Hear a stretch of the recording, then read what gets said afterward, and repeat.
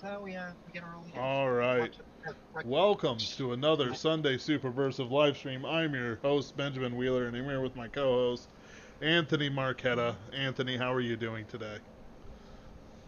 I am live from my car Live from his car. That's right, on the lam. How does it feel? and getting into Sean Russo's character. Oh, okay, yes. All those crimes and grisly murders were just, in character. I'm sure the courts will understand. All right. Uh, Uh, only a, it's only a crime if they catch you. It's All true. right, where were That's we? exactly right. About Uh, so, I want to talk about Elden Ring. The big reason why I want to talk about Elden Ring is because it has a bunch of ideas that I think are pretty interesting to talk about, and we'll probably talk about it again later, even though you've never played it, which I understand and accept, Anthony. I love you anyway. I see. Yes. Ah, Uh, the big thing I wanted to talk about is sort of the ideas. How do I want to put it? FromSoft has a big set of themes that are to do with uh, life, death, and rebirth. You cannot rebirth the same life forever. It becomes stretched like butter over too much bread, as it says in Lord of the Rings, which I think is a pretty apt sort of mhm. commonality description. I did give you a base plot of what goes You on. did. I don't think it helped, but I did give you a base plot. It did not. I love them more than you do, Ben. Impossible, Caitlin. Yeah. Impossible. So basically, it's like this. In Western civilization, the basic idea is that there is an end. There's an end to the world. There isn't an end to eternity afterwards. Oh, I forgot to turn off my air conditioner. There isn't an end to eternity afterwards. It is eternity. But when it comes to this world and these current things, immortality, the eternal cycle, simply does not apply.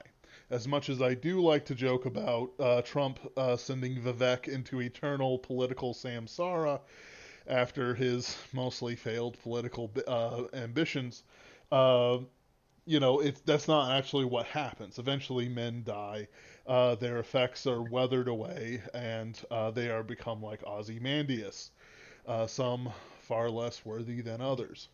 So, when it comes to things like uh, Elden Ring and FromSoft games and the Eastern mindset, even though they do take a lot of aesthetic choices and even some sort of Western ideas compared to other Japanese properties, oftentimes they do miss that idea of ending in um, Western themes.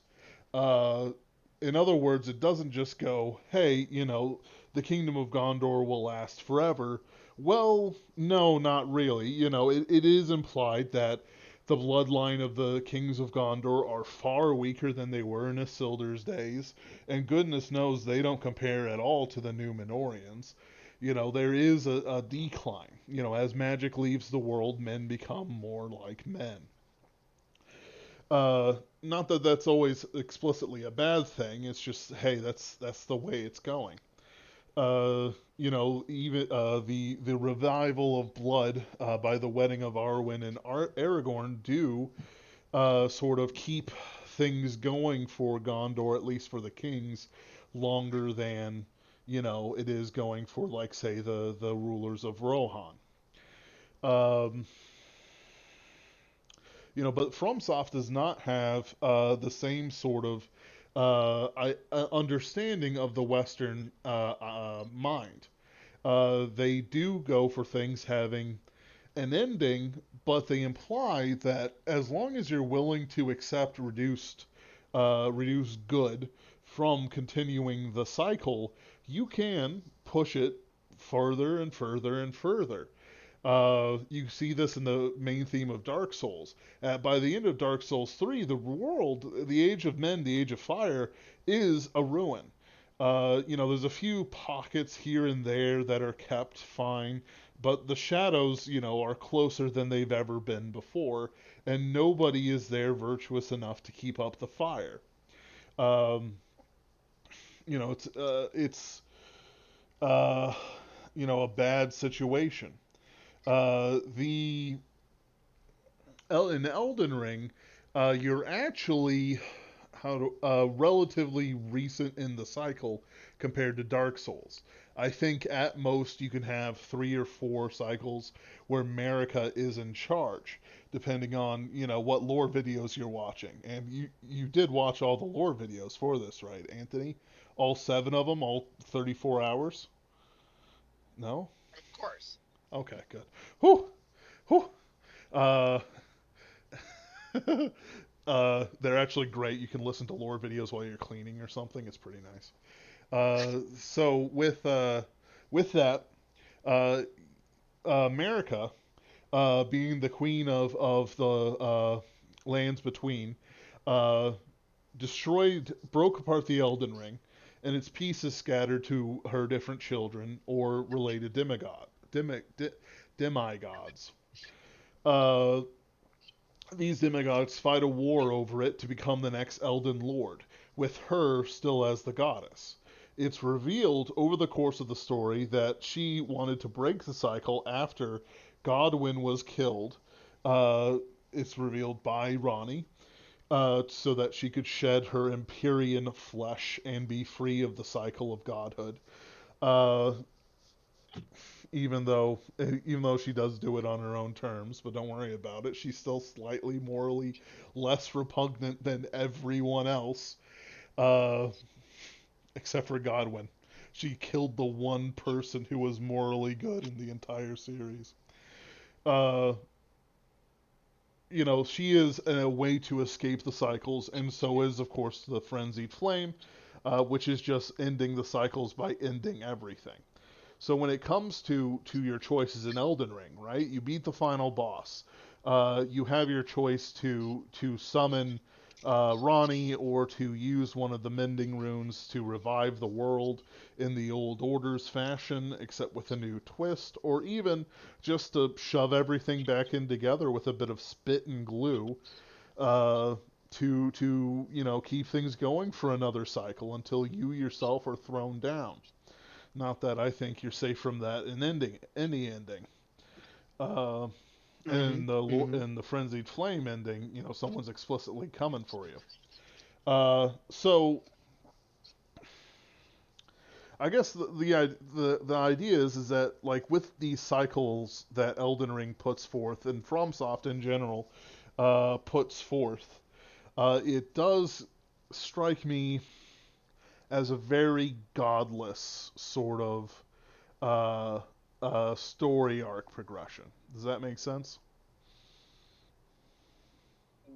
Yes. So this sounds to me very Eastern. Yes, I agree. So yeah. Here's the thing: the cycle of death and rebirth, and that whole concept. This is what I'm able to contribute, right? Like, Mm. I can't really contribute to the lore discussion, but I contribute a little bit to maybe some of the philosophical Well, this is really ideas what I behind it. wanted to talk to you about. Anyway. Yeah. Yeah. So okay. So Elden Ring, it sounds like, and Dark Souls as well, but Elden Ring is like more central, maybe. I don't know. I Mm-hmm. didn't play any of the games. But it sounds as if I tried Dark Souls, I realized I was bad at it, and then I was like, this seems like it's going to be more work than fun. And then and then when you look up what to do, everybody just goes, yeah, good. And you It's go, true. okay. Uh,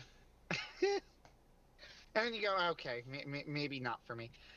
It also took me 102 tries to beat Hades 2 when the average is like 30. So, I haven't Uh, beaten Hades one, so don't worry about it. man. Okay, anyway, though. So the cycle of death and rebirth. That idea is found in Hinduism and Buddhism, obviously, but the thing about its placement in Buddhism especially is really weird, right? Like, I don't think enough people have thought about this, except to say that, like, if you really think about it, the cycle of death and rebirth doesn't really make sense in Buddhism. Or, no, let me put it another way, because I want to make that a little bit less of a strong statement. It's not an obvious and natural fit for the concepts in Buddhism, if you think about it, right? Like, uh, the reason is that it's not native to Buddhism, the concepts, right? Hmm. What the Buddha did was take the Hindu ideas. So Hinduism is not a religion, right? Hinduism is the name for a series of folk religions practiced on the Indian subcontinent, a subset of paganism. Old, old school paganism, of which Hinduism is like the last remaining major modern variant, right? Uh, Old school paganism is not the same as the way we think of modern religions, where you have to be one and not the other, right? Like, the way that it was thought of was more like different areas had different gods that were important to them. The gods of the Indian subcontinent tended to be grouped under Hinduism, but they were very different. Didn't all share the same religious texts necessarily. Some did, right? But Mm-hmm. not all of them. Uh, and this is where you get like, how come the Roman gods are just the Greek gods reskinned, right? Like, well, Right. because they conquered the Greeks, and then they conquered whatever. The Greeks would worship gods from the Egyptian pantheon. The Romans would Mm-hmm. bring in everyone, because it was more like this idea of there's this interconnected cosmos. And sure, they each had their own individual ideas of how the underworld and the afterlife worked, but you could be wrong about it. And Right. the strength of that is which gods were favored, right?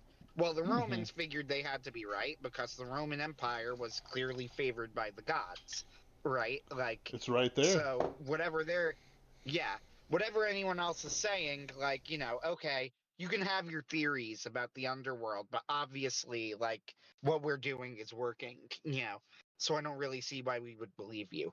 Uh, this is all to say that when you go into Hinduism, when the Buddha was creating Buddhism, there's this misconception that Buddhism is Chinese. It is not. Buddhism is Indian. I have It never comes heard from that. these. Yeah, it's Indian. No, that Check, it's look it up. Chinese. Oh, that you've never heard it's Chinese? Yeah. I've heard it a lot. Huh. I've heard it a lot. Uh, Huh. it's also just how I think about it too. Like, Sure. in my head, I don't think of Buddhism as an Indian religion. I think of it as like Japanese, Chinese, and Hinduism's the Indian religion. But this is wrong. Buddhism is Indian, right? Yes. Originally, Yeah. it came from India. The Buddha was Indian, which means that the Buddha himself, who was a real historic person, almost certainly, right? Uh, Right. the Buddha himself was probably a believer originally in some sort of Indian folk religion. Now, the Indian religions that we collectively call Hinduism uh, had adopted this belief in the cyclical nature of reality. This is something that became very prevalent in Eastern Christ or in the I was gonna say Eastern Christianity, which was a mistake. Not Eastern Christianity. Eastern Christianity is an entirely different animal. Uh, and they would not appreciate the comparison either. Uh, No, I don't think the so. Eastern religions adopted, yeah, they would not appreciate being compared to like Buddhism and Hinduism, and rightly so. They shouldn't. Anyway, yeah, the Eastern religions adopted are the ones that really adopted the cyclical nature of reality. The Western religions didn't really have that, as you were kind of pointing out, right? Like in the Western religions, there's Right. this definite idea of an end. In the Greek religion, it never really became part of their like religious praxis, but it's always kind of in the background, right? Like Kronos was defeated Right. by the Greek gods led by Zeus.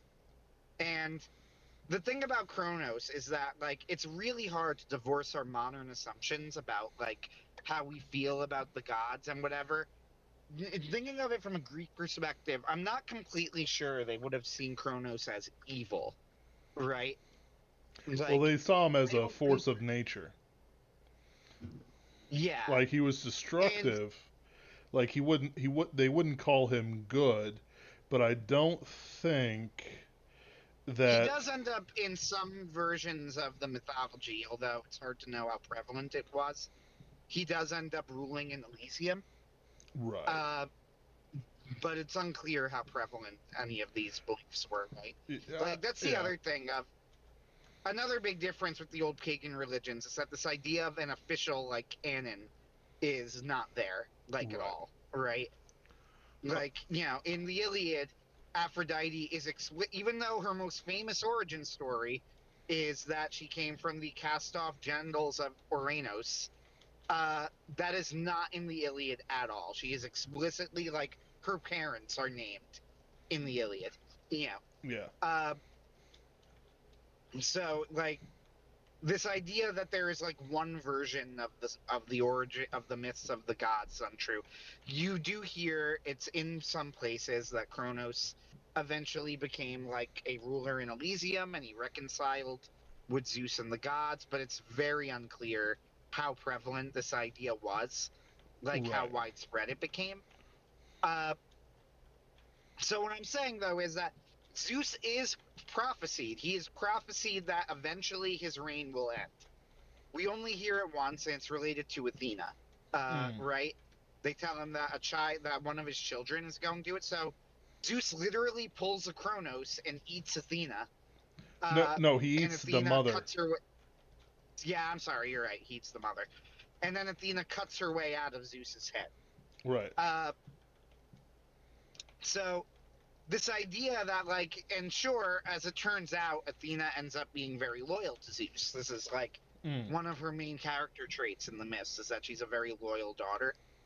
Nevertheless, like the prophecy has still been made, Right. and in the Greek world, prophecies always come true. Like always come true. There is no such thing as a prophecy. With in the case of Athena, her mother was prophesied. Prophecies are explicit. What was that? Sorry, you cut off for a second, so I jumped in. In the case of the Oh, I'm prophecy sorry. with Zeus, Metis, the mother of Athena, was prophesied that if she were to have a boy, uh, it would be the boy would overthrow Zeus and be greater than his father, etc., etc.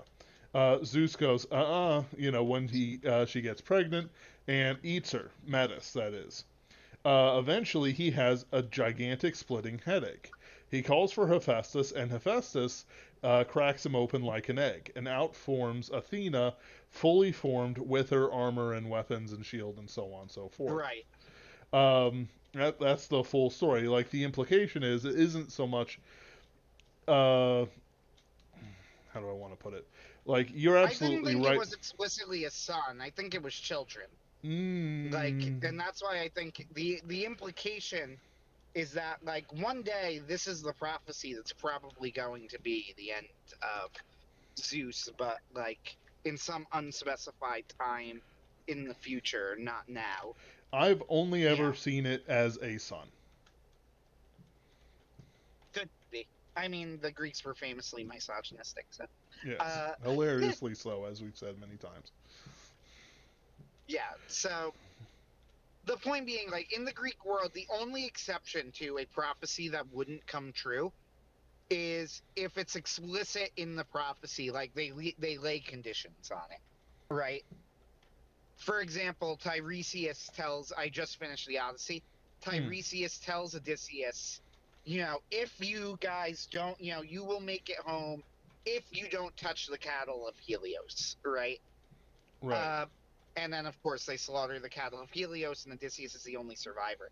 It's also notable that in the original Odyssey, the prophecies are very specific, where they basically like it's kind of weird actually. Odysseus is always going to make it home. Like in every time somebody prophesies, Polyphemus or Tiresias, or somebody else like who he meets on the journey who makes a prediction, it's always either you will make it home or you will be the only survivor and you will find trouble at home. Like they're very it's actually kind of funny how specific they are. It's like these very specific things will happen. Polyphemus, even like his prayer to Poseidon is please just kill Odysseus, but if you don't, make him the only survivor, make him come home late, and make sure that he faces trouble at home. Like he gives this very specific prayer. Like if you're not gonna kill him, then just do all of these very specific things. So Right. the point being that this idea of the gods as like inevitably reigning and they're always going to be there isn't really there in the Greek myths. Like in theory, you can overthrow them. In practice, there's nobody who is around who can, right? Right. Like it's not going to happen anytime soon, but you Right. certainly could. Yeah. And then the Norse are the ones who take this to like its conclusion and they make probably because of the difficult area of the world that they live in and the difficult lives that they lead constantly. Uh, in the Norse myths, they make the end of the world like a major part of their like religious framework. You know, Mm-hmm. uh, the Mesopotamians as well kind of have something like this. There isn't a Ragnarok exactly, but the Mesopotamian gods are very fickle, Yes. right? Like They're they fairly are random. very yeah. The Mesopotamian gods are very like if you get them in a bad mood, they could easily just wipe out the entire world, you know. And Yep. it's just because they woke up on the wrong side of the bed that day. They So had a you know, hangover and as they're always drinking. yeah, yeah. So all of this is to say, when I hear From Software's model, it sounds like a Buddhist Hindu thing, right? Yes. Like the philosophical idea that is that's centering on the way that they're doing it. Would it be more Buddhist or Hindu? Well, where I got kind of sidetracked, and that's partially because I'm in a car, uh, and things are happening around me that are distracting me. But even besides that, uh, I got kind of sidetracked. But where I was trying to go with that whole idea is I think that the whole idea of the cycle of death and rebirth, I don't really think it fits the Buddhist model particularly well. Like, the thing about Buddhism is that, sure, there was a real, like, uh, a mythology that formed out of it. Like, there is a version of Buddhism with a mythology, right? And gods Mm-hmm. and everything.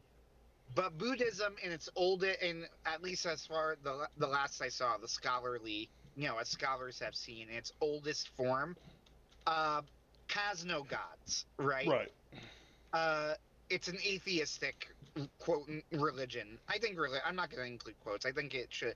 I think it kind of has to be classed as a religion. I I don't. think I it is think a that religion. it becomes. Yeah, it becomes too difficult to talk about it too without referring to it as a religion. You know what I mean? Yeah, and Uh, it's like it's not like it's the Tao, where there is some like weird stuff to it. Um, but that could go any sort of way.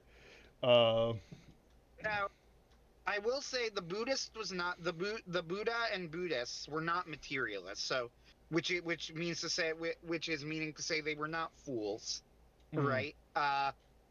They weren't morons because materialism is a completely nonsensical philosophy that falls apart with like 5 minutes of thought. And as far as I am aware, the Buddha was not a materialist in that sense. right. However, the idea of going like, oh, there's reincarnate, like if you think about in my opinion, when you go through the Buddhist cosmology, it feels like there's way too much purpose to it. You know what I mean? No. For considering the ideas that the Buddha has laid out in his worldview, right? That Right. suffering is caused by desire. Uh, I don't know. The cycle of death and rebirth, like that you could be reincarnated as a lower life form. It's like, who is the being that's deciding who is lower and who is higher? I guess that's what I'm thinking here. Oh, right, right. You know what you know Yeah, what I mean? Something like that. Like, I do who get you. who is the being who decides that somebody deserves to be lower or deserves to be a higher life form?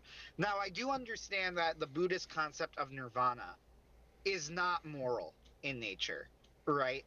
Right. Like, it's not strictly anyway. Uh, and yet there is still this idea of like good and bad that seems really strange to me in Buddhism, and I think it's because it was imported from the Hindu pagan religions, Hmm. right? Uh, the cyclical name. So the idea of cyclical rebirth in the Eastern religions. So I know there has been reincarnation research done. Um, I follow a lot of like the empirical evidence stuff with the various religions fairly closely, at least have been recently. And the empirical evidence strongly favors Christianity, frankly. Uh, like with everything, if you've ever looked into near death experiences at all, I don't know if you've ever done any sort of dive into them. I recommend you do if you haven't. Uh, the empirical evidence of near death experiences very strongly supports Christianity, right? Like, Hmm. I saw someone speaking about this and they go, like, for example, around the world, they go, who is the figure that you would think appears most often? Does it change by culture? And they go, no, not really. Like, it does to an extent, yes, but it's Jesus. Jesus appears in like almost every near death experience, right? Uh, he appears in the vast majority of them, even from cultures that he is not a part of. Like reincarnation, there is reincarnation research. I've seen people do a deep dive into it, right? Like Mm-hmm. the reincarnation research. Frankly, there's no evidence for it. The problem, so somebody mentioned the big difference is near death experiences are found all over the world and in many different cultures, right? And they all have a lot of commonalities. They aren't all identical, but they have a lot of commonalities. But reincarnation it only ever pops up in cultures that already believe in reincarnation, and it all involves things that are really sketchy and difficult to prove, right? Right. Uh, Like I have the like it's like so somebody going, well, I have the memories of being, Joan of Arc, an Egyptian high priestess, or whatever you want to put in there. Uh, it's very much sort of like they choose something specific that is usually, but not always, self-aggrandizing, or just something that they somebody happen to want. mentioned it would be like if we only saw near death experiences popping up in extremely religious Christian communities. Now, that doesn't as they would point out like very quickly, go that wouldn't disprove it because you could say, well, maybe they're the people reaching heaven or something. I don't know, right? Like it's Right. evidence, but it's not proof. Um, evidence, but not proof. However, it does significantly lessen the evidential value, right? Because you're going, okay, but if Yep. reincarnation is a thing that happens to all humans, then shouldn't we see this popping up in every culture? Right. Like, but you don't. You just don't do that. It always happens in places that believe in it. The cyclical nature of reality leads to a very different view of the universe. China also has a big role in this. It leads to like why China has such incredibly long lasting and stable, but also incredibly cruel dynasties. Yep. Uh, right? Their dynasties are incredibly long lasting and incredibly stable. But much like a lot of things in the ancient world that get idolized by the West, you don't really hear about this. Hmm. But they're also incredibly cruel, right? Ridiculously Like cruel. incredibly cruel. Like, Hmm. like, Uh, like there's no good way to say except it's just cruel. Like they have zero value on human life. Like even the slaves of the Muslim empires had a monetary value. It just isn't like that for China. Like, Islam's an interesting one to think about because Islam, like, it is superior to the pagan religions in several ways because it is a specifically Christian heresy, mm, right? Like, uh, but I don't want to get somebody into that mentioned is right like, now. yeah, yeah. My point being, you're right, right? Right. Like, this is what you get, but this is what you get in a reincarnation universe. You get things like the caste system, you get things like the dynastic system of China, and it often ends up being very cruel. I mentioned this before, but if you think about it for a moment, the caste system is at like you could see why reincarnation would arise. And Yes. the caste system is a good example of it because it's actually a very elegant solution to the problem of evil, right? Like, it's a Yes. very simple and easy to understand solution. Why did the bad things happen to a good person? Well, that's easy because you were a bad person in a previous life, Mm-hmm. right?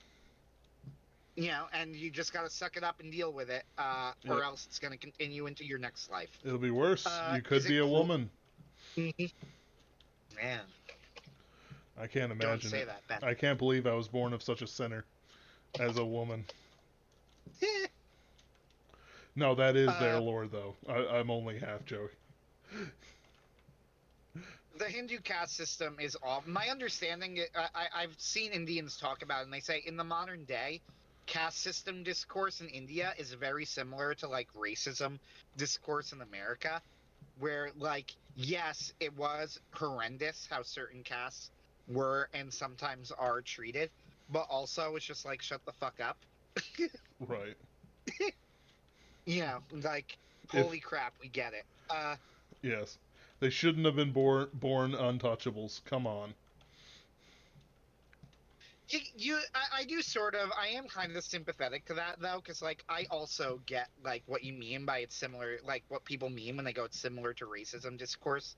Yeah. Like you could just imagine India, somebody bringing up the Qasim, and then the guy rolling their eyes and going, "We get it. They haven't been called untouchables in like 500 years." I'm making up the number. I actually have no clue. Since the British. I think it. Yeah, since the British. You know, they haven't been called untouchable since the British. We get it. Yeah. Uh, I also can't confirm if this story is true. I just like read an Indian talking about it. They go, seriously, it's very similar to like racism discourse in the US. And it tracks. It just tracks to me in my head, like it fills a Mm-hmm. mental niche. Uh so this is all to say that in these worlds of cyclical death and rebirth, it leads to a lot of implications that I think people don't always think of. You are creating, in this case, a surprisingly cruel world, right? Right. Like a weirdly cruel world. In fact, a lot of the cosmologies that people have in their heads lead to implications that are crueler than people think, right? Like in many different cultures. The Aztecs, for example, there was a great article I read, like I want to say months, maybe years ago.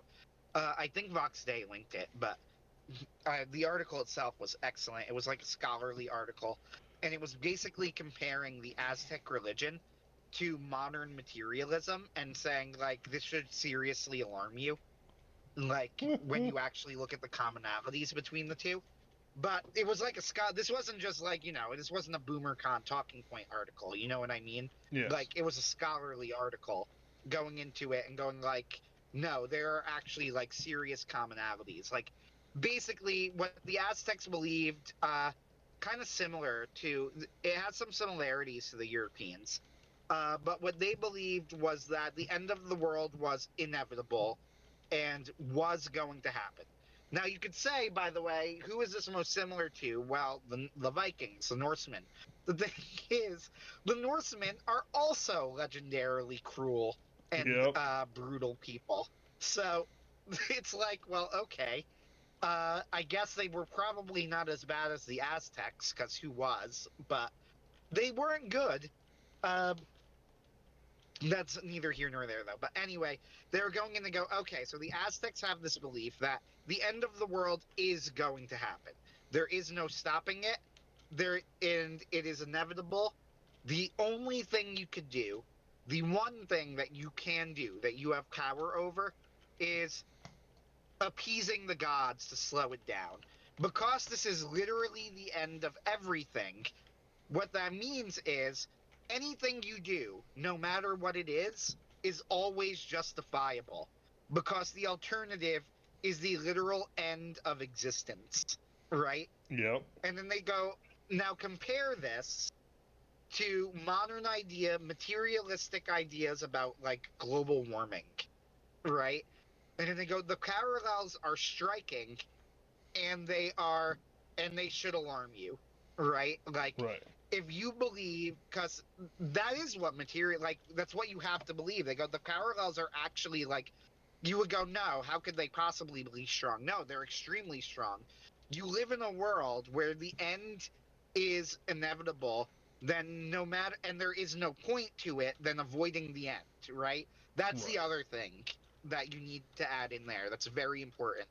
Like the Aztecs, there is no point to anything you do other than avoiding the inevitable end of the world, right? Mm-hmm.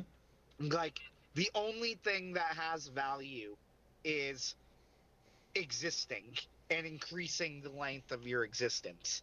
Well, if you live in a godless, materialist universe, that is literally true. There is no greater meaning to the way that you live. Therefore, when everything ends, then all meaning ends. Because, as they like to point out, we create the meaning, right? Yes. Which means that if we go, the meaning goes. So anything that we do, as long as it results in the continuation of some form of the human race, right, is always going to be justified. But in the end, it's always going to fail because you can't stop entropy, That's right. right? Entro- Entropy will always get you. It's really interesting. But yeah, I guess where I was going with this though is that Elden Ring, I think, in the way that you're describing it, it would be a very cruel world because It it's a is. world of it's a world of cyclical rebirth. And in worlds of cyclical rebirth, like I said, you have this answer to the problem of evil, but the answer is one that is inevitably going to be really brutal for the people who are already alive. You know what I mean? Yep. And I think it's even heightened that because it's a brutal world of reincarnation and stuff like that, they can get away with, incredible cruelty to one another for the simple reason is that, yeah, well, you'll be reinterred back into the Earth tree and be birthed out again like new.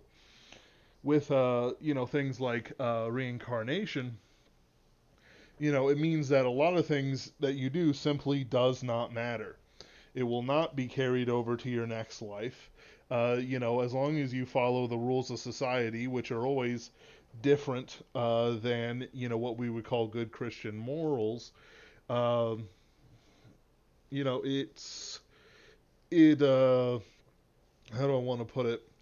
Because it's different than good Christian morals. The behaviors exhibited would be absolutely horrendous. Lying, cheating, thieving, stealing, murder. All sorts of things, and it's allowed because hey, you know, you are, you got a bum rap on your birth this time, or you'll pay for it with the next birth and then maybe you'll be virtuous and so you'll be allowed to be a cow or a noble of some kind or any number of other things like it's excuse me, like it really is a license to do evil. um, in Elden Ring even though uh, the cycle itself isn't used as much as a way of cruelty, but those who wish to break the cycle or break the cycle's control over them often engage in horrendously cruel acts. Spoilers for the new Shadow of the Erdtree DLC, but Mikola, who is considered like the best of and kindest of the demigods, is going around mind raping people and doing horrible things and having wars declared and all kinds of other stuff all in the course of pursuing his kinder world. Um, and it gets really bad. He orchestrates his own kidnapping. He sends his sister to murder his half brother, uh, and she can't do it. So instead, she drives him mad and leaves the job to somebody else. Like while he and she, his ability and her powers lay waste to an entire countryside. Like it doesn't end with these people. Ronnie murders the best of the demigods so that she could have her own fate, which turns out to just be a goddess anyway. Um, the frenzied flame just wants to burn it all down. You are forced to force America back into the cycle again, even though it's very clear that she does not want to be the goddess anymore, but is forced to be the goddess. As the world is crumbling around her. Like there's, very little there. And everyone excuses their own cruelty because there's no moral standard that you can, put to these little ubermenches. The few that are good are often either driven mad or unable to formulate power. Radon is driven mad, and Morgoth is unable to, hold power over his demigod kindred. And in fact, people would refuse to follow him if they knew he was an omen, which is a monstrous being tormented by horrid nightmares, with horns coming out of him at all angles and stuff like that. America came from a place where the people oppressing her people were stuffing them into jars because they viewed that as a kind of heaven. Like there's no end to the cruelty in this world, partially because the god can be changed out, in any way, shape, or form, and the god above all of them is implied to just care about having there being order, and doesn't actually Yeah, care whether the order as I comes from think a good this, place or bad. as I think this over, all of these, like the Eastern view, the Aztec view, and all of that, they're all kind of symptoms of the same basic idea, which is that if everything's repeating anyway, then nothing really matters, right? Uh, Right. it matters. It might matter to you in the moment, but that's where it becomes like if you have more power and you are affecting things on a larger scale, it starts to matter less and less. And Yes. individual people matter less and less. Yes. And ultimately, any mistakes you make are going to be undone, right? Uh, or you have a chance, or you're always going to have another chance. And sure, you don't like making the mistake in the moment, but how big of a deal is it, right? Yes. Like, not much of one. Uh, it's the same basic impulse behind like the Aztecs, and it's really interesting too. Like, I finished it yesterday, actually, the Odyssey, right? Uh, I have finally finished the Iliad and the Odyssey, which is cool. Uh, right? So it's really interesting reading the Odyssey and looking at the viewpoint of Homer. And we were discussing too, like people with bad takes on Homer, which maybe we'll bring up later. I don't. That's not why I'm bringing this up now, though. Mm-hmm. One thing that's interesting is that first off, the Iliad and the Odyssey are very. I found them to be better than I thought they would be, which sounds strange because you go, "What? You had low expectations for the Iliad and the Odyssey?" But it's more like there was more narrative and literary complexity and value to the poems than I gave them credit for. Right? Right. Like there's more than just historical value. There's more than just value in reading them because they're there. Like they're actually really well constructed, right, from a narrative technical level. For a lot of reasons, very complex, a lot of things. So, okay, great. All of this is to say that in the Odyssey, there is a famous scene where Odysseus goes to the underworld. Actually, in reading the poem, by the way, this is neither here nor there. I just find it interesting. It's not really clear to me if Odysseus himself ever actually enters the underworld, or if he doesn't just perform Circe's sacrifices on an island and then the spirits rise up to him.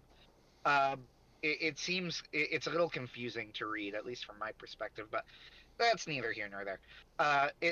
It's basically him going and communicating with spirits from the underworld, right? Mm. Okay, so Odysseus communicates with Achilles. Very famous exchange. Very well known and very interesting exchange. And Achilles has died a glorious death in battle in the Trojan War. He was killed by Paris's arrow. Uh, there's a later legend arose that he was invulnerable except for his seal that was dipped in the Styx, which is completely false and doesn't actually make any sense. Because if that were true, then why would Achilles need armor? Right. But his armor is a huge part of the plot. Like, that is a later legend. It has nothing to do with the Iliad or the Odyssey, and in fact, can't be part of it. But I think the actual reason that the arrow to the heel killed him is, I think it's implied to be poisoned. But whatever. The point is, though, he died a glorious death in battle, and he was the strongest of the Greeks. He got much honor, and without him, they would have lost.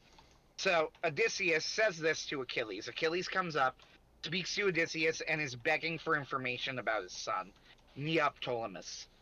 Uh, Mm.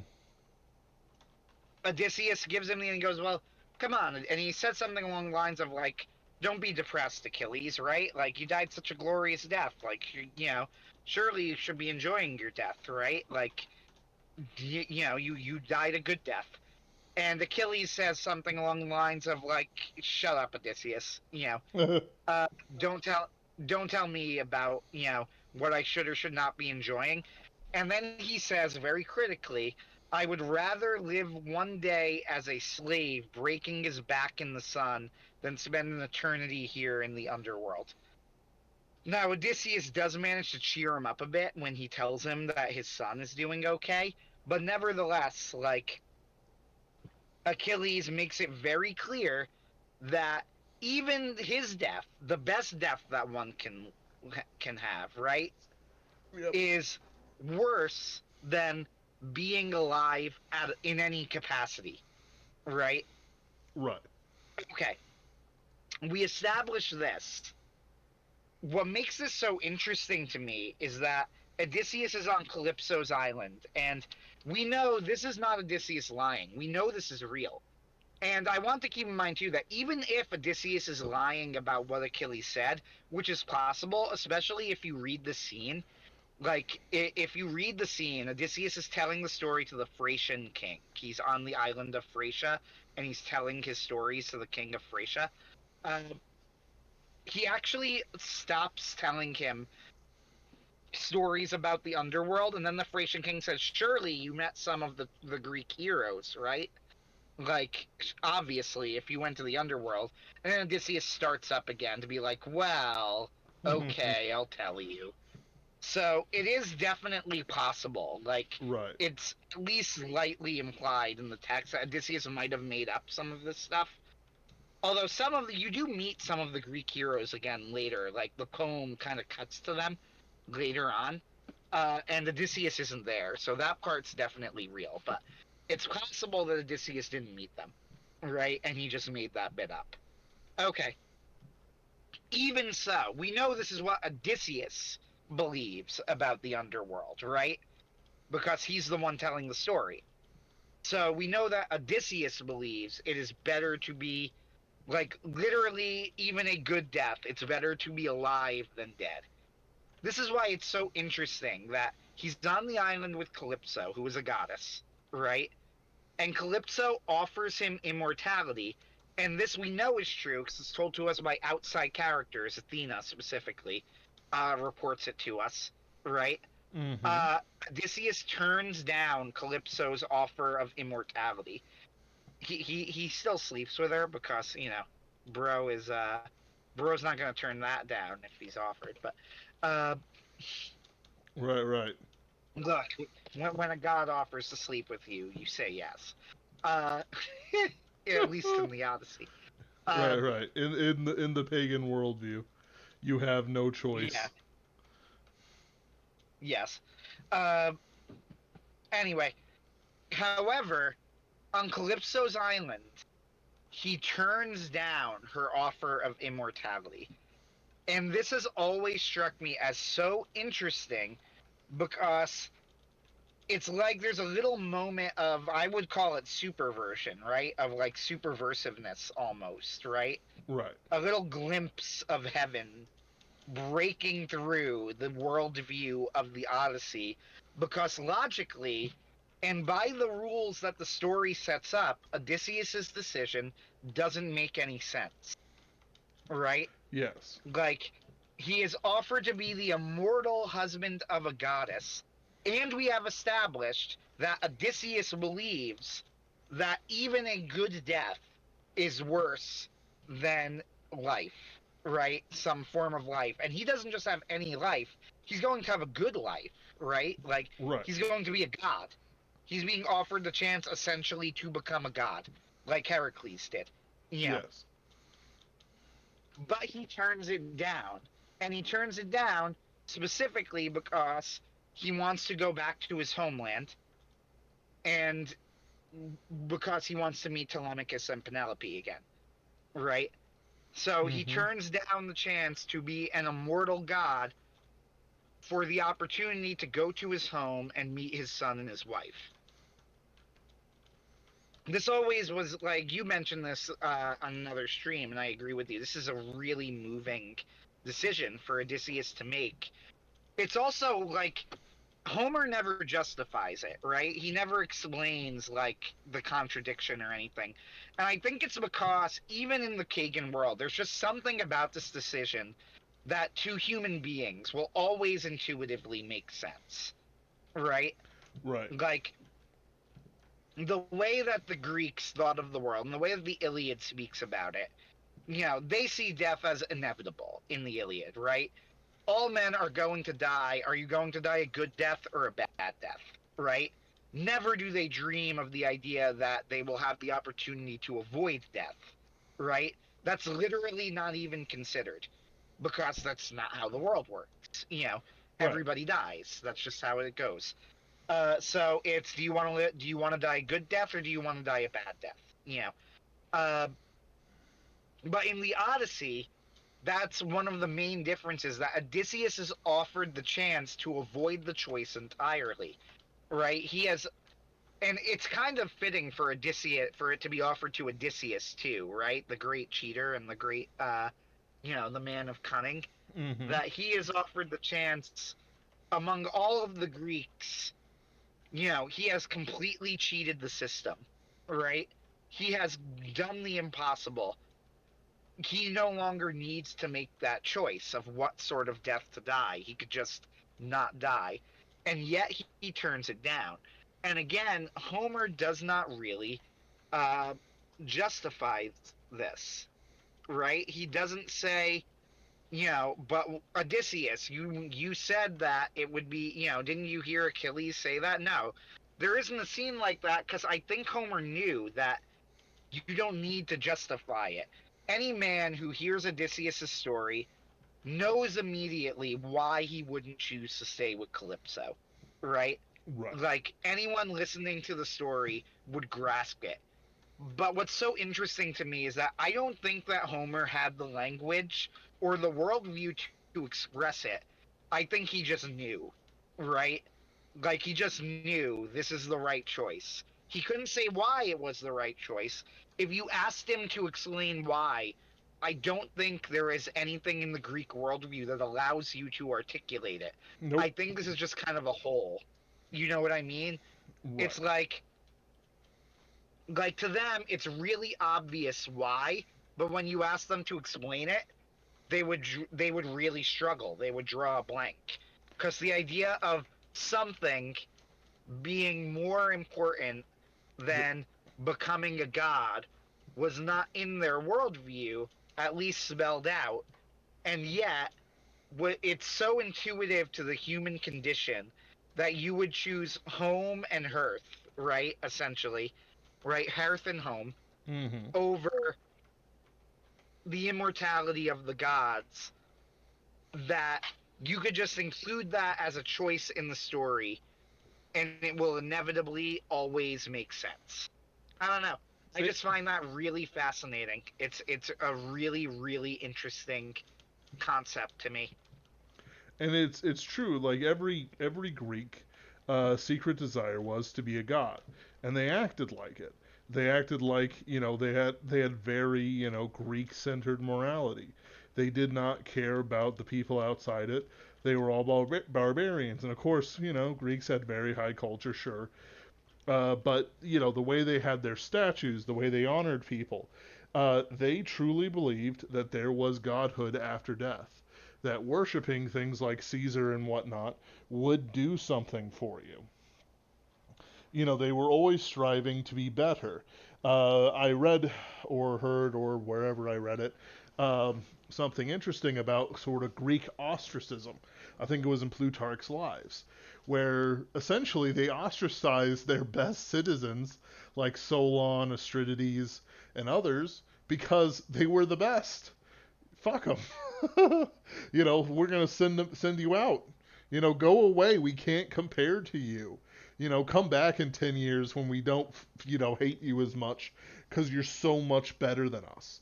Like, and sure, like there's a story with Astrides where, uh, this guy comes up, clearly poor and illiterate, and he comes up to Astrides, who just is sitting there because that's how they did things. You didn't have as much pomp as you would in other times. And he goes, "Hey man, you know how to read and write, right?" Yeah. Look, could you put Astrides on my potsherd for voting? What did he ever do to you? And he goes, Astrides, who was the most just man that's ever lived in Athens, not a sage like Solon, but the most just man of his time. Uh, Astrides is too just, and he makes me feel bad because he's such a good person. So I want him to go away. And Astrides has said didn't tell him anything else, didn't speak, just wrote his name on the potsherd, and just kind of went, huh. And he was ostracized for 10 years. Well, they brought him back for the Persian Wars, but like it's these people were self-obsessed. They were obsessed with their power and money and wealth. And even those men who were just, had that obsession with justice. And while, in Plutarch's Lives, uh, uh, Astrides is matched with Marcus Cato, Cato the Elder of Carthago Delinda Est fame. Um, uh, what was I saying? Right. Uh, these people, even though they do have many harsh virtues, more virtues than even good people today, but they still had this idea of godhood within themselves. That what they were doing was always right at all times. Marcus Cato, Cato the Elder, famously married a very young woman who was the daughter of one of his clerks after he was caught sleeping around with another young woman, a different one. And his brother, his son went like, that's inappropriate, with his facial expression, which everyone considered was a weirdly unvirtuous move for such an old man who was known for harsh virtues of the Roman style. But at the same time, Marcus Cato, Cato the Elder, was a braggart. He bragged on his decent military successes. He did get a triumph, I think, or maybe I'm mixing him up with Marcellus. Like well, he succeeded anyway. That's the important thing. Um, there's even though he's considered like the most virtuous Roman ever, it's not compared. Like he still brags on himself, even when it's fairly modest. Um, was he so against the Scipio family? If you know because of their exploits or because of how they were fairly unvirtuous compared to him. Who knows? The point is that the morality is centered on him, not a other-centered morality that we apply ourselves to as we do in Christianity. In Elden Ring, there's no morality. Like there's uh the golden order and their sort of like rules for life, which is causality and regression. But that's more of a Tao way to live your life rather than good or bad. you know some of the metaphors the Buddha uses are like, death doesn't mean anything, and he stabs a dude to death, and the student's like, wow, I learned something today. And it's very strange. uh it's odd.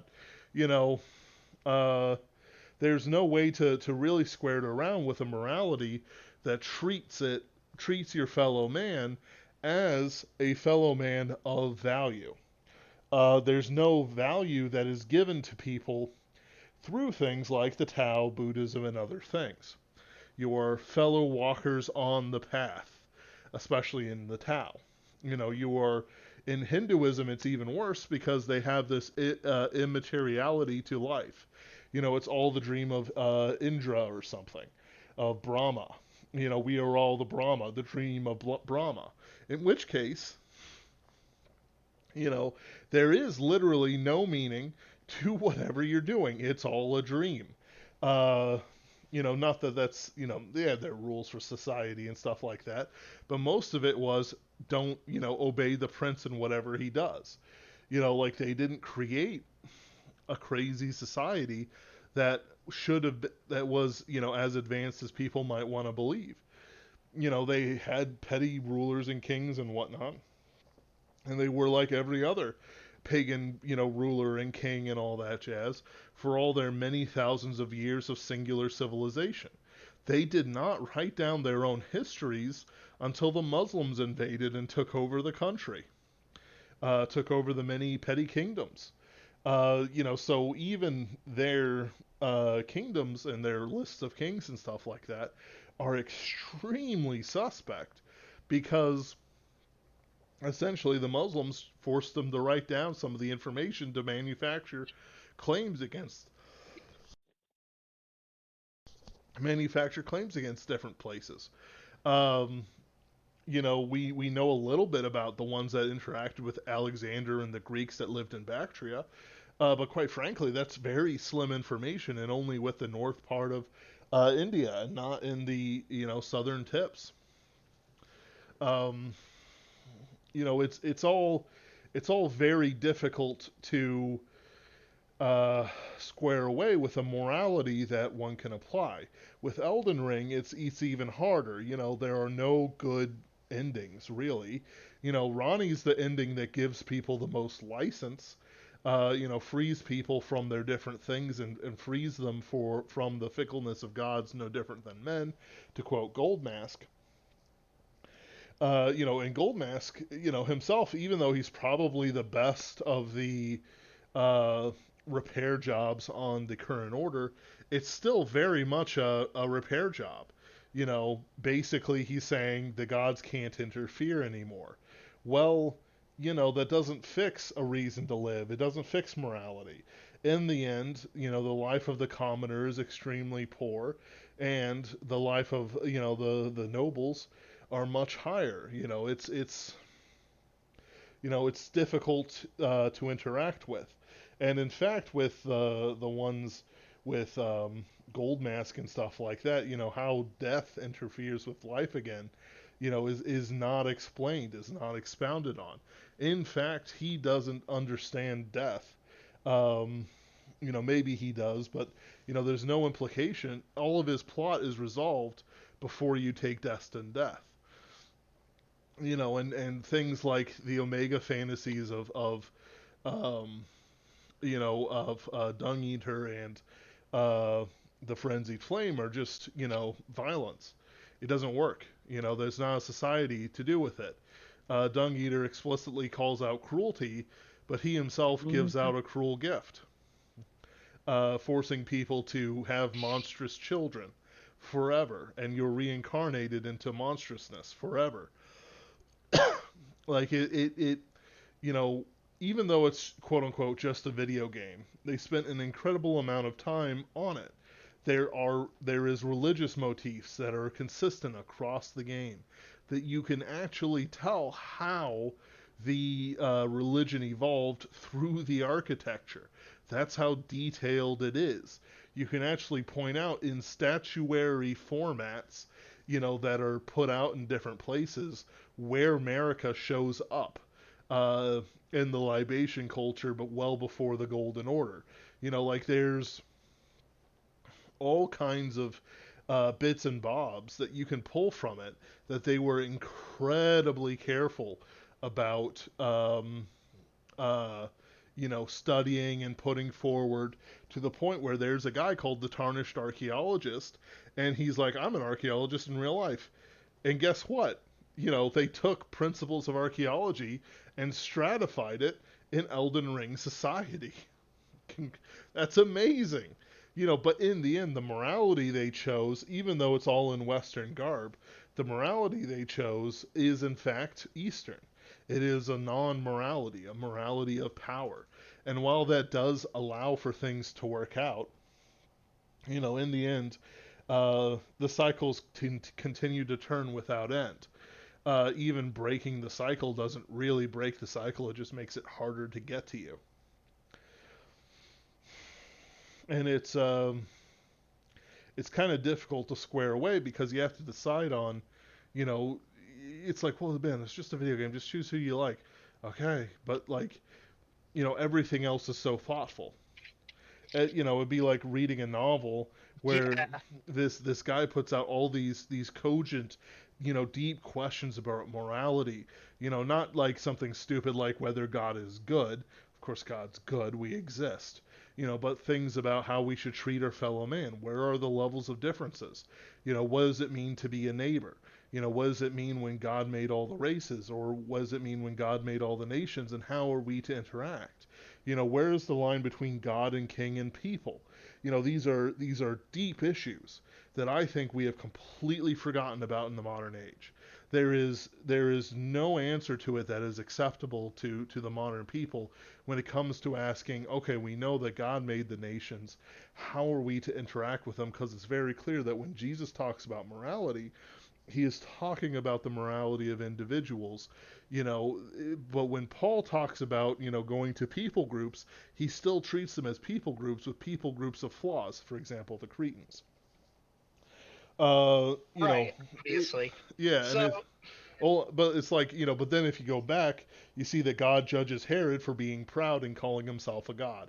Herod knew better, but, it's like there's, and I know that there's probably a Catholic answer to all I said, but in our era, that stuff isn't talked about. And quite frankly, if I talked to a priest, and certainly not a Jesuit, they wouldn't answer it. They'd be like, no, we don't talk about that. Don't worry about it. It's not it's not what we do now. And they probably recite some ritual cant. And goodness knows if that's how a Catholic priest would probably act, a, Lutheran or a Methodist or any other type, they probably wouldn't touch it. They probably start going, oh, get out. There's no answer to deep moral questions, that are just as important and an explanation for the architectural depth, the depth that Elden Ring displays. But at the same time, what their right from wrong is incredibly shadow. There's only power. Sorry, continue. no, no. What I was going to say is there was the Christian Revolution in Europe. We've had this discussion on the channel before, but it's especially frustrating nowadays. Now I'm going to bring in what I mentioned we might talk about earlier, Sure. which is the idiots on Twitter who were talking about the Iliad, Yep. because it actually does connect to the conversation better than I Oh better than yeah. I thought it would.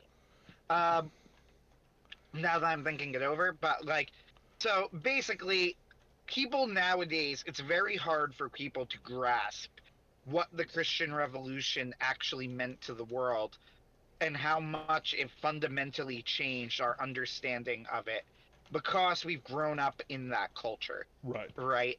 Like, We've grown we've in the grown up up, in or the at the very ashes least, of that yeah, culture. the idea that things were different doesn't really register with us. And yet, like Tom Holland, famously, who is, I believe, an atheist or at least an agnostic. But he's a very famous historian. You might have even heard of his name before. I don't know. I've heard his name. He has a book called, yeah, he has a book called Dominion. That I've heard recommended several times. I finally bought it. I haven't read it yet because I'm trying to get through some works of classic literature now that I've read the Sorry, I'm getting the hiccups. Anyway, now that I've read the Odyssey, but the basic thesis of Tom Holland is, even though he's not Christian himself, by the way, like, to be clear, is that people just do not grasp how much of a debt that we owe Christianity, right? Yep. Like, they just don't get it, how much of a debt that that everything completely changed with the Christian understanding of the world. And it is true, even though this is a much abused verse, it is in the Bible and does need to be grappled with. There is no Jew nor Greek, there's neither slave nor free, there's neither male nor female, for we are all one in Jesus Christ.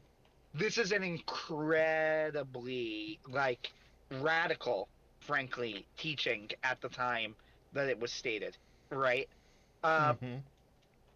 Utterly shocking. It would have been shocking to everyone, right?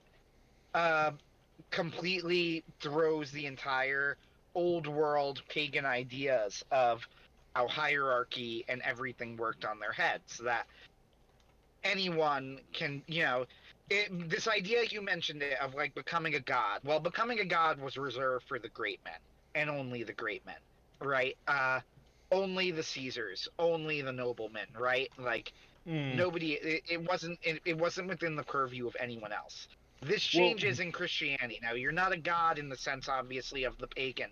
Not like I'm not saying that you are. I am not claiming that. But you're an adopt. You can become an adopted son of God. The process in Christianity is called sometimes divinization, sometimes theosis, as you become more like God, right? right. You are essentially, it's this idea of like, basically, you know how you could become a god in the old pagan sense of it? Well, now everybody can become greater than any of the gods ever dreamed of being, right? Yep. Uh, and all it takes is you need to give your life to the true God.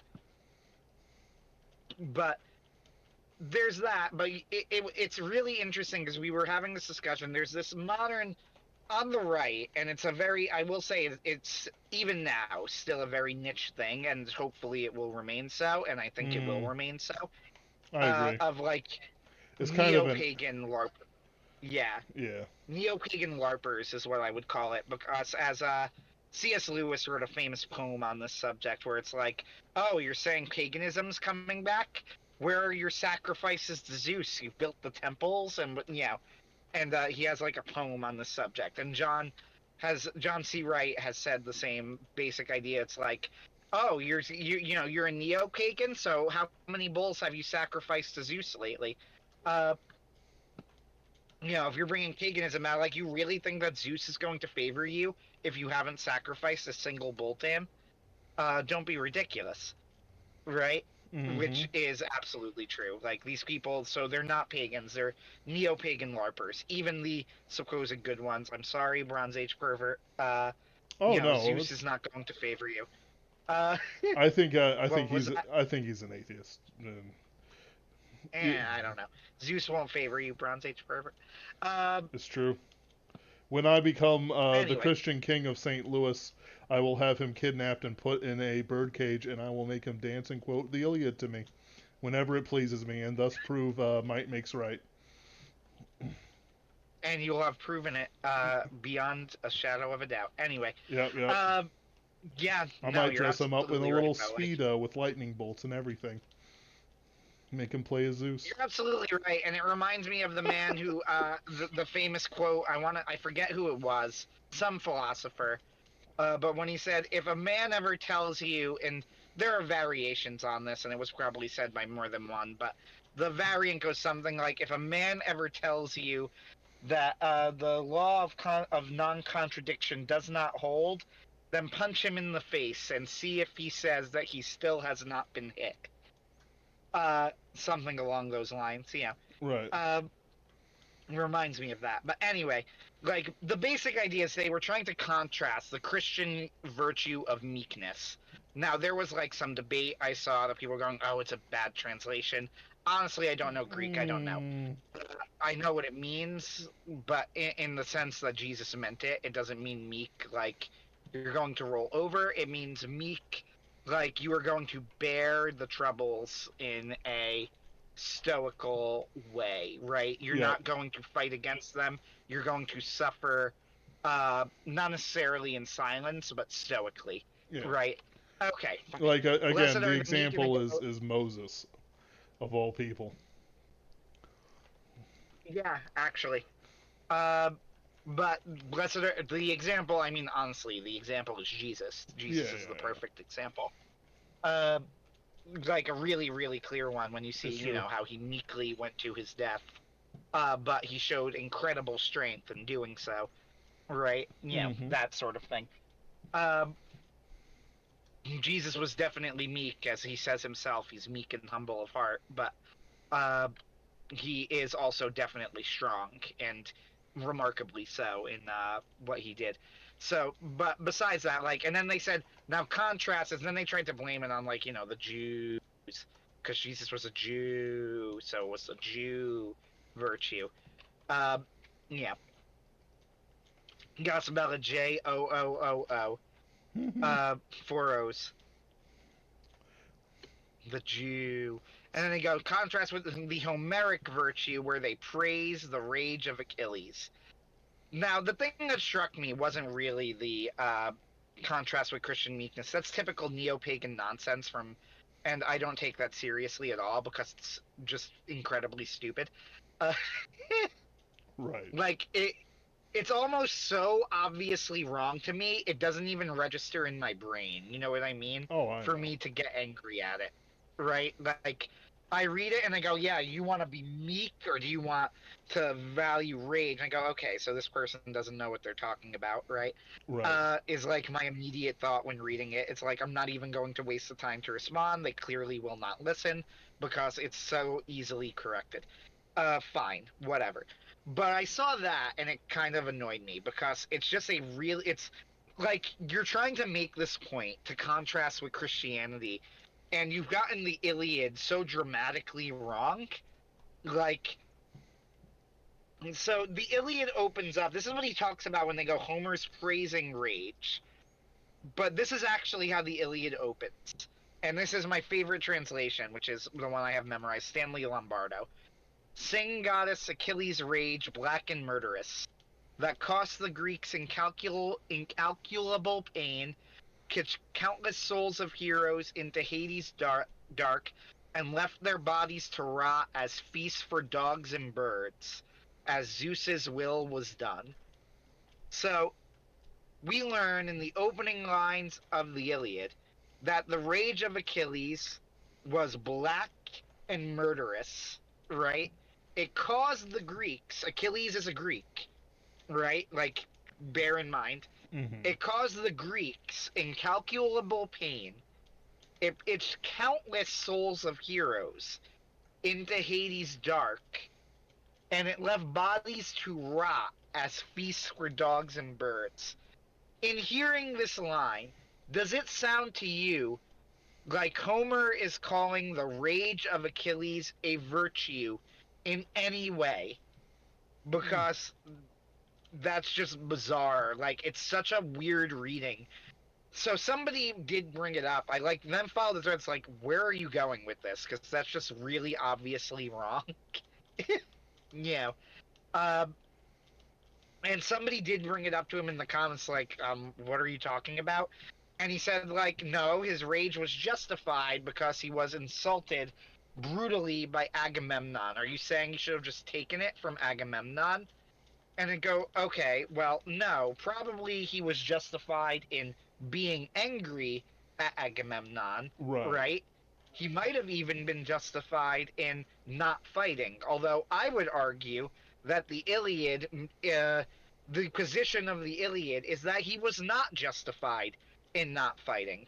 But more on that later. But for the sake of argument, The one thing, though, that I don't think the poem allows you to believe is that the full extent of his rage was justified, because what Achilles does is pray to his mother, a sea nymph, so a goddess, right, a minor goddess, uh, is pray to his mother, who is a minor goddess, and beg her to let the Greeks suffer a lot while he doesn't fight so that they appreciate him more. I do not think that you're supposed to say, "Go Achilles, you did the right thing." Right. Like, I don't think you're supposed to see him do that and go, "What a smart decision." I also think, by the way, that Homer is clearly criticizing Achilles for not fighting. For one thing, Agamemnon actually apologizes, gives everything back plus extra later in the poem, right? And Achilles still doesn't fight. So that's another major thing. And in the scene where Achilles still refuses to fight, literally, like, Odysseus is part of the delegation, actually, that goes up to Achilles to try and convince him. He goes there with two other men, and when Achilles still refuses, and he refuses, by the way, using, like, oddly modern arguments. It's actually kind of interesting, right? Like, he refuses by going, like, kind of Fallout, war never changes type thing. Uh, like, it's stupid, war is stupid, everybody's dying, no, I'm not gonna fight anymore. One of the Greeks in the delegation literally bursts into tears in front of him and says, "You've doomed us all. How could you?" Like, and Yep. he is right, by the way. His reaction is absolutely not an overreaction. Like, he is completely correct. In the absence of Achilles, within like 2 days, the Greeks are driven back to their ships, and the ships are very nearly burnt to the ground. Like, that's how close they come to losing without Achilles. That's how important he is to the Greek effort. Yep. So, no, I don't think you're supposed to read it and think that Homer is praising the rage of Achilles. Now, it is true that the rage of Achilles is used to mean two different things. It is the rage that leads Achilles to not fight, which is how it's mostly used. But then it's used a little bit later to describe the rage that Achilles feels when he does fight. This is also criticized. It's criticized because he kills so many people, it clogs up the river, and the river god gets annoyed at Achilles for clogging up his river with guts and blood.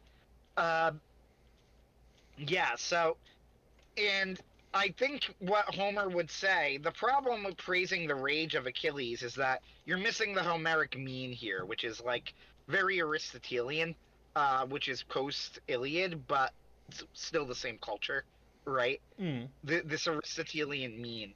Uh, Achilles' rage is outside of the mean of permitted behavior, right? He Right. is overreacting.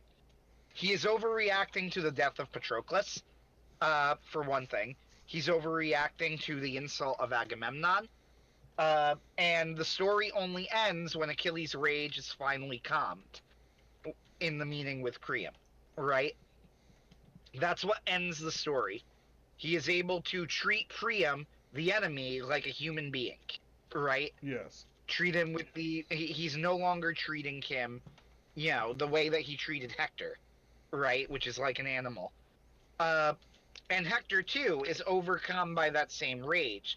I would argue that the Iliad is actually a criticism of the rage, of that rage, of the rage that warriors feel on the battlefield that causes them to go too far, right? Mm. Because when Hector kills Patroclus, so in the scene where Hector kills Patroclus, it's actually a pretty interesting scene because Hector is even criticized because even though he technically deals the final killing blow, it's actually his chariot driver who wounds Patroclus enough that allows Hector to kill him. So when Hector claims the armor of Patroclus, he actually gets some criticism from people that, like, he doesn't really deserve the armor. You know, uh, and the armor of Patroclus, remember, isn't actually the armor of Patroclus. It's the armor of Achilles, right? Right. So, uh, Hector, in killing Patroclus, does about the dumbest thing that he could have done, right? Right. Although he didn't know it at the time, because Patroclus is the person that Achilles was closest to. Now, I do not believe and do not think that the text supports the idea that Achilles and Patroclus were gay. Literally, the only way that you could read that into it is go, well, they were unusually close. This is true, but there is absolutely no erotic love implied at any point between the two men. Right. Right? It's just not there. The one thing he gets, he wants their ashes buried together. But even that, you'll notice, like, it's all implication. It's like, oh, surely you would only do that with a lover. Well, okay, but they're not shown as lovers. Like, that's just not in there. You know. Uh, so I don't think that's even necessary. As the YouTube channel Leather Apron Club pointed out, he said this. He had a great quote about this in his Alexander video, where it's similar to when Alexander's friend Hephaestion died, and Alexander was distraught. And people use it. They go, "So what evidence is there that Alexander the Great is gay?" Right? And he go, "Well, he was really, really, really upset when Hephaestion died." And he goes, "You probably think that I am like exaggerating or trying to make them look bad, but I'm serious. That's it. That's all the evidence." Right? Right. That, like, there is no other evidence that Alexander was gay. And he goes, and this raises the question, how sad are you allowed to be at your friend's death before you're gay? Right? He's Yeah. like, Siri, he goes, I know this. He goes, I understand. He's like, I promise you, I'm not trying to make them sound this stupid. He's like, think about it. That is the inevitable question that arises from this line of logic. Oh, he the only person who would react like that would be because you're in love. Okay, so how upset are you allowed to get before you're gay? It's the Right. same with Achilles and Patroclus, About pretty much. Right? 25% less. We can quantify it. Yeah. It's pretty much the same thing with Achilles and Patroclus. Why are they in love? Well, Achilles is really upset when Patroclus dies. And you Right. go, okay, so how upset are you allowed to get before you're gay? Now, with Well, that said, it's do like with think, Elden Ring, right? Mikola has to touch you so that he takes your will and makes you love him. Him, a silver-haired twink. So it's like, he touches you twice. That means that the first, and then you're gone. That means that the first time he touches you, you're 50% gay. You can recover that. All right? You can fight it.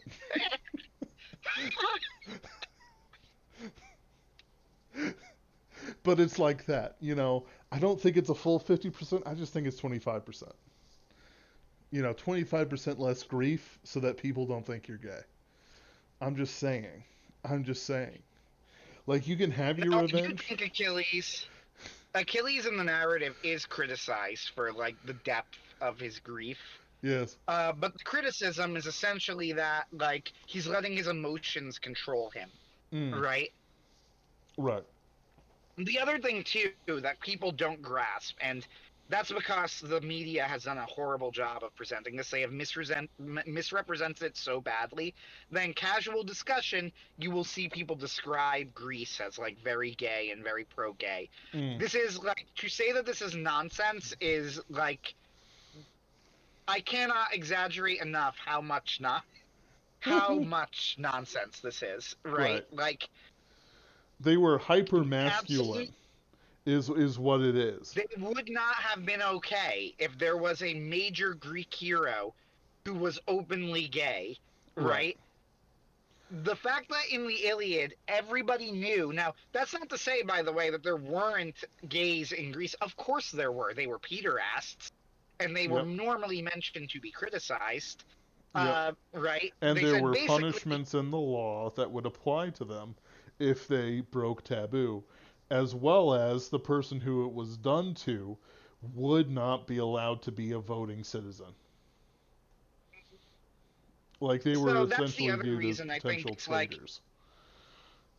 if Homer was intentionally portraying Achilles and Patroclus as gay in the Iliad, then even if you want to be like, well, it's implied, then one of the characters in the story would have called Achilles out for this, Yep. right?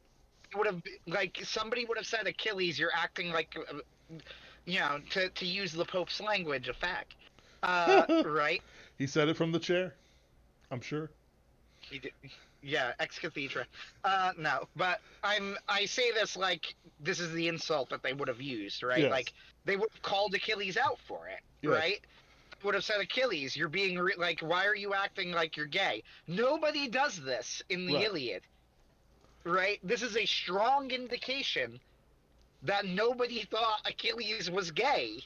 Like they didn't have an openly gay relationship with each other. That just wasn't in the story.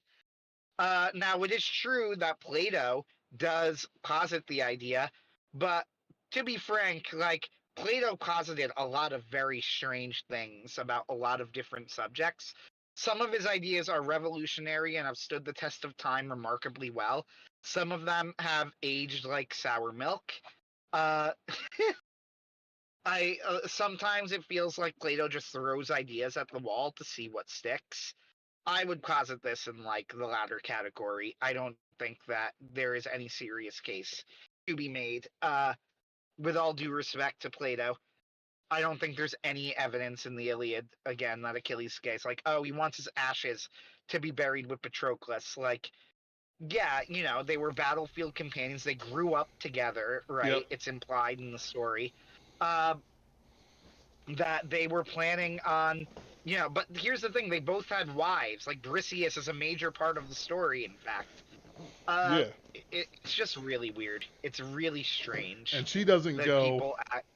like, like she doesn't go like, how do I want to put it? Like she doesn't go like, you took me for a war bride, but you don't seem to be taking advantage of that.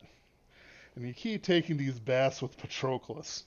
Like she doesn't complain of that kind of mistreatment. Yeah, it's why I hate the Song of Achilles. I don't know if you've heard of that. I've heard of it. I Basically, haven't listened to it. yeah. So in the thing about modern, quote unquote, like modern Greek retellings is that for whatever reason they are almost always incredibly gay. I don't, and very feminist, or both, right? I am not sure how the field evolved in this way. I'm sure that you could do some sort of, way of following the path down. Literally, the only exception I could think of off the top of my head that didn't go this route is C.S. Lewis's Till We Have Faces, right? Like, that's it. Even Rick Riordan ended up turning the series unbelievably gay to the point where, like, I would not let my children read the series. Like, Right. it's actually incredibly like when you see the extent of it, that of what Riordan did, it actually becomes extremely disturbing. Right? Like, Right. dude, what's your upset? Like, it turns into, like, now I'm starting to wonder, like, what's your obsession with this stuff, buddy? Yep. Like, do your children speak to you? I'm not going to go, in case I get sued, I'm not accusing Riordan of anything, but Right. We're just saying I would that listen. there's a Yeah. lot of, as the Pope would say, faggotry. I love that this is now a thing I can forever do, and you can't take it away from me. I'm just quoting the Pope. You can't throw me out of this establishment. As the Pope would say, like that dude who tried to shame John C. Wright, and he's like, and he goes, "You would shame me for using the language of the Pope?" It's incredible. Anyway, it's the best thing to happen to Catholicism in 1500 years. Anyway, since the schism with the Eastern Orthodox, the best. Yeah, since the Great Schism. It's all been downhill from there, but then we got this. Anyway, yeah, point is, like, it's just a really weird, it's always been very weird to me, like, again, there's just so many problems with implying it that it just doesn't make any sense, right? Like, narratively in the story, it makes no sense. It is true that there are scholars who hold to it. I would hold that these are people with an axe to grind. Yes. But yeah, in the Iliad itself, like the other thing too that's really interesting about Homer, having read both the Iliad and the Odyssey, is that the men in the story are extremely emotional.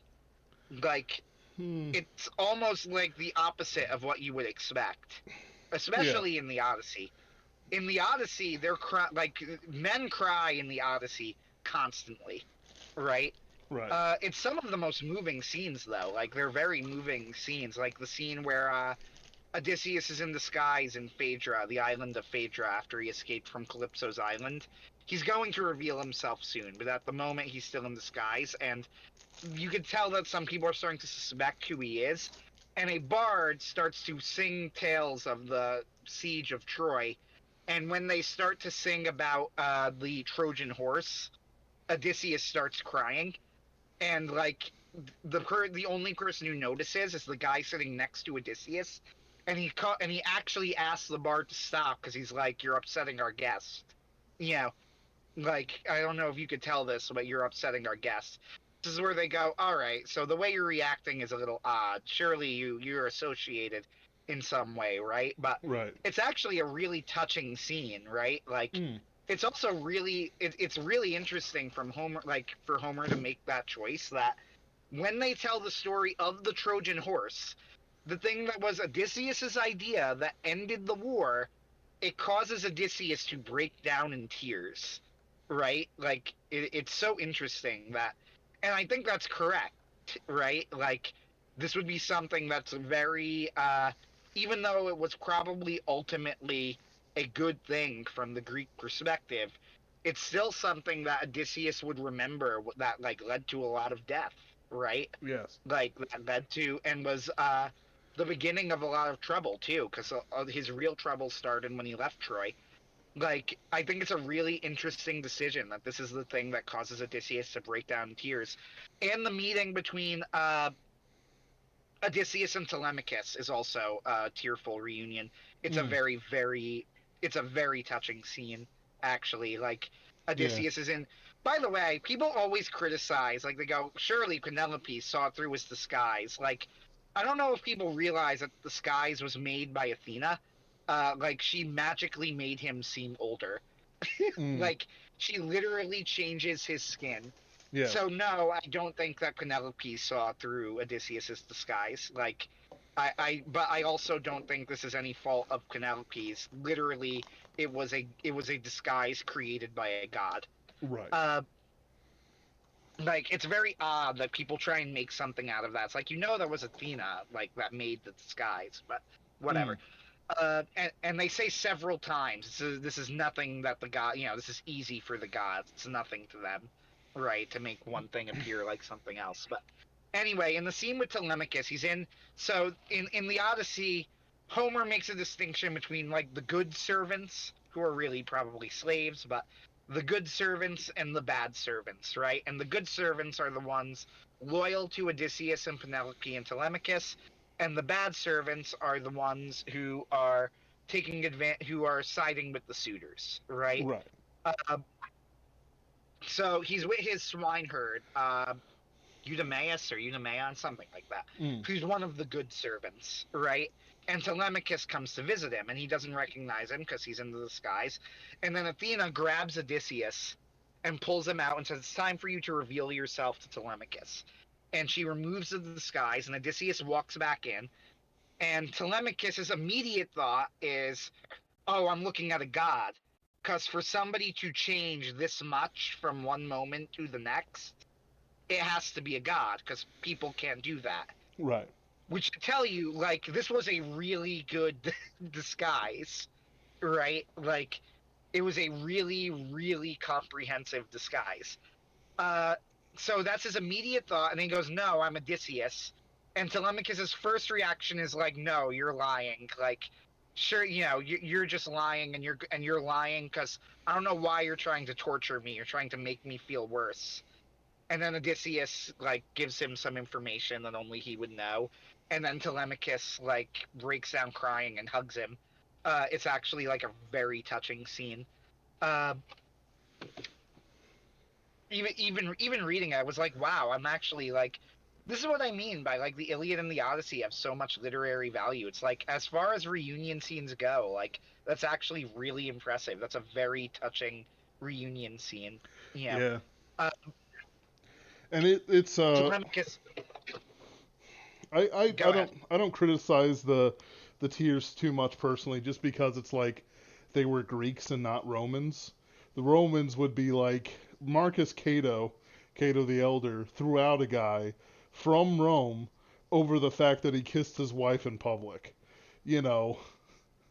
Oh, well, there's the famous story after the Battle of Cannae. This is why, like, when people, I love this story because it's so Roman, where Hannibal was convinced that the Romans were finally going to at least negotiate some sort of, like, Right. not surrender per se, but negotiate, right? He's like, any sane nation probably would have, since Hannibal had just completely wiped out three separate armies, all of which were larger than his. Right. Uh, right? Like, so surely he's like, they're going to negotiate. And the Roman response, like, I don't want to make it too extreme. Like, granted, they did consider it, right? Like, Right. the Senate did meet and discuss it. But the ultimate Roman response was to mandate 3 days of mourning. And then after that point, it was illegal to cry in public and illegal to bring up the idea of surrendering. Mhm. Like that was the Roman response to Cannae. Uh, and that's when Hannibal was like, okay, maybe this will be harder than I thought. Uh, and he was like, he actually, believe it or not, Hannibal still probably could have won, except that his brother was defeated out in Spain when they were meeting up for a final like pincer attack on Rome. Yeah. Uh, like he actually came fairly close to winning the war, believe it or not. But whatever. That's neither Yeah. here nor there. That Well, was he's also many Hannibal. years later. Yeah, he's Hannibal. That was many years later too. And note, by the way, notably, it did not fail because of him. It failed because his brother lost the battle. But anyway, uh, going back to that, like, yeah, you're right. The Roman ideal is very different. Yeah. The Romans did not like Odysseus too, right? Like he was like a Greek culture hero. The Greeks admired Odysseus and his virtues. The Romans hated him. Yeah. The Aeneid is very negative towards Odysseus, and the Romans did not think of him positively. Well. Because he lied. He lied and did things in disguise and sneakily, right? Like, Mm, and that wasn't the Roman way. yeah. I think yeah, it's about time we close up shop. Uh, I agree. I think with especially as we look through, as we've compared certain parts of Elden Ring and the Greeks and talked about some stuff, I'll probably have to rename this thing. Uh, Eh, but it's how do I want to put it? Like you can see outside of the Christian culture, the depth of the changes that permeate up and down the systems that the people live their lives in. In one culture, men weep when they meet their sons they haven't seen for 20 years and so on and so forth. Yet in Rome, it's like, oh, we lost our sons, the 50,000 of the flower of the youth of Rome. We lost it to our greatest enemy, who is even now calling for us to surrender, who has won all these battles. Uh, 3 days of mourning, but after that, if you cry in public, you will be fined and punished, and you better not think of surrender by law. Like you can, but it's like if you look at, compare it to the lives of the Greeks, where it's like they were constantly in trickery and, feints against each other, so that guys like Estrides or whatever his name was, uh, Astrippus? Was considered an absolute gem just because he was an honest and incorruptible man. They were like, why are you so poor? You're the Archon. And then it took them a second, then they went, wait, you're not taking bribes. and you're not enriching your friends.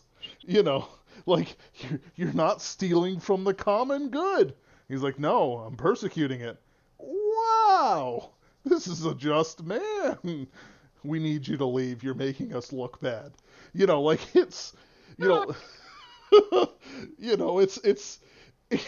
I wish I was exaggerating. Like I'm barely exaggerating, but it's like you look at that, and even in places that the East has made, where they make their own system, where they make a complete cosmology. You know, life to death, Elden Ring is defined. You are born from the sap of the earth tree and laid in the bedchamber of America if you're a demigod, or just thrown out into any old laver if you're not. Uh, and you're thrown into a ready-made purpose that you were specifically built for. You know, you have these larger-than-life characters who all have personalities, interactions, themes that, are fairly realistic compared to, all the best parts of literature. And yet, when it comes down to it, what their uh, uh, and yet when it comes down to it, because they have no system of morality, it is just cruelty and power on power forever. Even the Greeks, who were a very cruel people, not say compared to the Aztecs or the Vikings, but certainly compared to some of the softer cultures, they're middle of the road, high middle. Even the Greeks, did have rules for how they wanted it. In the end, you could steal so much from the Commonwealth by being, unjust and whatnot that they'd get rid of you or have you murdered. Being a tyrant was evil, actually, even if you were a good tyrant like Persistratus, who enforced the laws of Solon. There's all these complex human details that in the end, I don't think the Eastern mind can properly comprehend them and translate them into a work of literature. And especially since they paired up with George R. R. Martin, who of course would not have any ability to write morally about any subject. Uh, so yeah, that's all I have to say. Anthony, thank you for joining. Next week, I may be delayed due to a trip I'm taking, but I do not think so. See you all. In 2 weeks, we do have a guest who is now officially confirmed. Yep. Why don't you lead it? Talk to us about it real quick. Yeah, I'm actually really excited for this. So this guest is not famous per se. I learned of her because she was interviewed on Pints with Aquinas. Her name is Brienne DeMarco. If any of you watch Pints with Aquinas, I'm sure we have a lot of overlap in our viewership. Her interview was, to me at least, I thought it was absolutely fascinating, and I thought it would be really, really interesting to talk to her about it. Basically, she was a drug addict, porn addict, alcoholic, like you name it, right? Mm. But she has been 8 years sober. She was a cradle Catholic. What fascinated me about her story, it reminded me of the gentleman who wrote Amazing Grace, who I incorrectly called William Wilberforce, which is wrong. John Wesley. Wilberforce. Or Thank Charles you. Wesley, Yes. I think. Yeah, Charles. I don't think John. I think those are the Wesleyans. Charles Wesley was the one who wrote the hymns, but John Wesley was a slave trader who gave it up for God. Then it might be Charles. I don't know. The slave trader, right? Her story reminded me of, I'll say Wesley because that covers it, right? Of Wesley's story. There you go.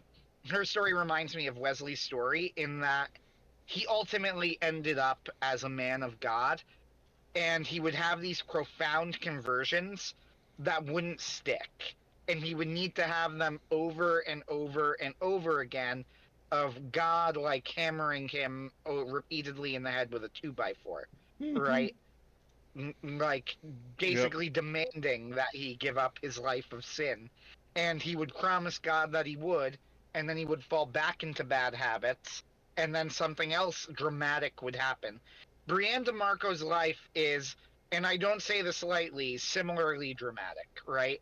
Mm. Uh, I've been doing a Bible study on the Psalms, and her thing reminds me of the Psalm 1 talks about this, that there are two ways, the way of life and the way of death, right? And I've never, it's one of the people who, like, you could see that dichotomy so clearly. My impression in listening to the interview, and you'll see in 2 weeks, so this is going to be the end, I promise. But when you hear the interview, it's like this woman is either going to be a saint, right? Like she's going to die and she's going to be numbered among the saints because she has done remarkable things for the Lord, right? Mm-hmm. Or she's going to like die shot full of needles in a ditch somewhere, right? Like covered in filth. You know, there Mm-hmm. is no in between with her. Like it's going to be one or the other.